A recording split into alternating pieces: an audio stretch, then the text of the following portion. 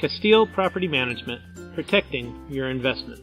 A lot of people wonder, what should I charge for rent? Of course I can help you out with that, but let me share with you some of the concepts that I use to help me determine what a house will and will not rent for. First, let me share with you some common misconceptions. I should calculate the rent based on my mortgage payment. This doesn't work because the market dictates what the rent should be. Whether you have a big mortgage payment or a small mortgage payment, you can only charge what the market will allow.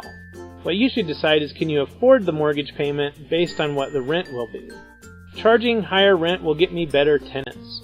Logically, this doesn't make any sense. Whether you're going to be a good tenant or a bad tenant, everybody wants a good deal. So you should be doing proper screening to help get good tenants, not charging higher rent. Holding out for higher rent will make me more money. Consider the following scenario to see why this doesn't work.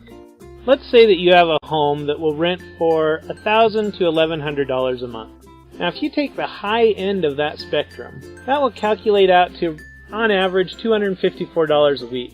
But I've been doing this long enough to know that if you're trying to get the high end of your rent range, you're probably going to be vacant for about 10 weeks. So in the first 12 months, you'll get $10,668. Now if you take the low end of that rent range, so that you're averaging $231 a week, it might only take you about 5 weeks to get it filled. So within the first 12 months, because there was less vacancy time, you will have made $10,857. Now let's take it a step farther. Say you lower the rent just below the rent range, so that you're lower than everything else that's out there. You'll make, on average, $225 a week, and it might get filled immediately, maybe as long as 2 weeks. But if it takes 2 weeks, you'll make $11,250 in the first 12 months. After the first year, you can always raise the rent on the tenants that are living there at $25, $50, whatever the market will allow. But as you can see, getting it filled quickly makes you more money than trying to get top dollar. Now let's talk about how I find the rent range.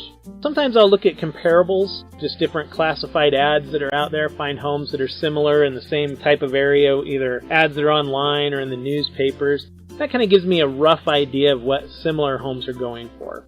If the opportunity presents itself, I can also talk to neighbors that maybe are renting out their home, or maybe the homeowner knows a neighbor that is, and I can get that information from them. Once I get the advertising out there, I like to be getting 2 to 3 phone calls a day.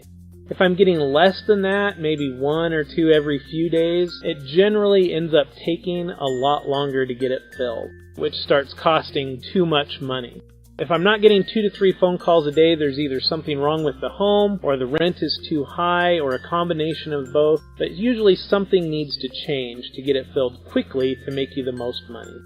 So visit our property owners page and call today so we can protect your investment. You can find us at www.kasteelproperty.com.